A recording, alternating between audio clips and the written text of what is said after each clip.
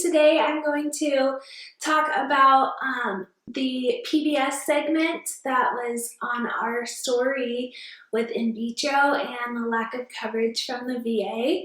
I'm just going to explain that a little bit.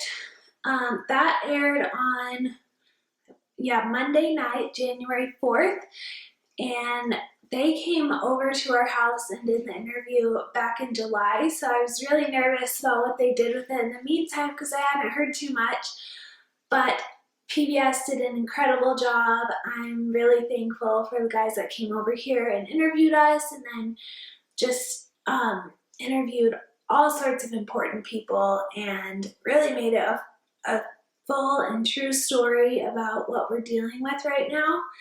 I will go ahead and put the link down below, and hopefully you'll watch it and enjoy it, and maybe even write your senator to ask them to fix things. So basically what it's about is, as you all know, my husband is a wounded warrior. He was injured in Afghanistan back in 2010, and when he was serving, he was promised that any injury he had from the job during his time of service would be taken care of. One of the injuries that he got is he can no longer have children naturally, and we need in vitro due to the low sperm count. So that's been really hard by itself. It's hard for anyone, but when you add in all of his other injuries and then the fact that that's not covered, even though it's our government's responsibility, it is super frustrating. Jason always explains it like, basically, it's just like if something happened to you in any job, then you would probably be compensated for that, and they would probably have to take care of your medical bills for it.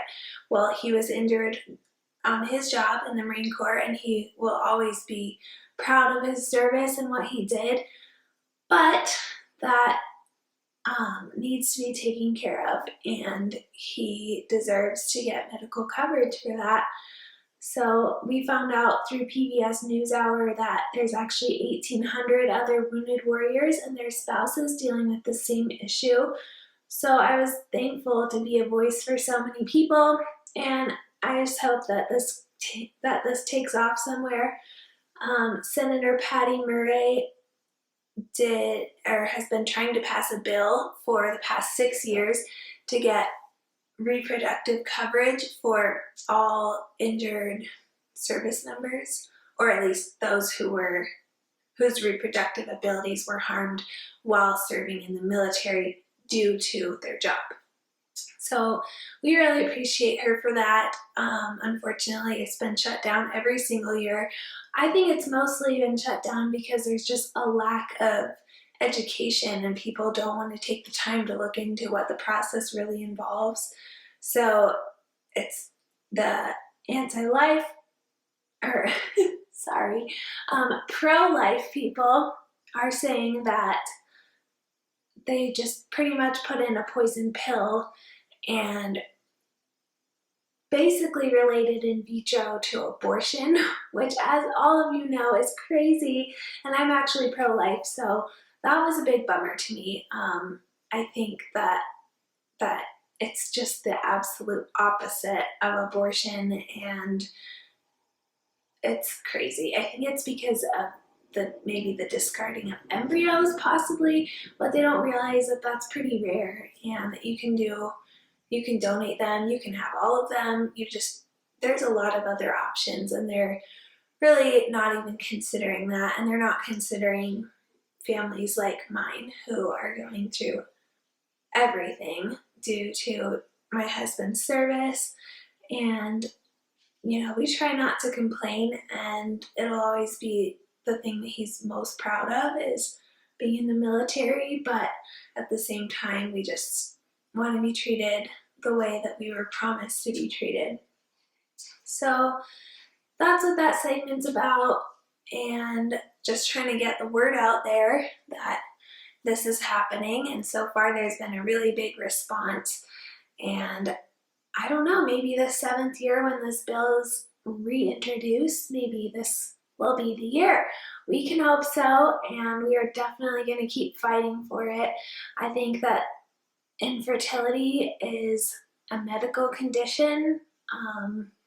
There have been a lot of people that have commented on the YouTube video that PBS Newshour posted about it, saying that in vitro and IUI and all that, IUIs and frozen embryo transfers, all of that are elective procedures, which you all just know is insane. It's our right to be able to have children, and if we can't do that naturally, then it's not elective to have to do this. And then there's also people who are saying, well, you should adopt, and we are totally open to adoption. If this doesn't work, we will absolutely adopt, or even if it does work, we might still adopt someday. I totally have my heart open to that.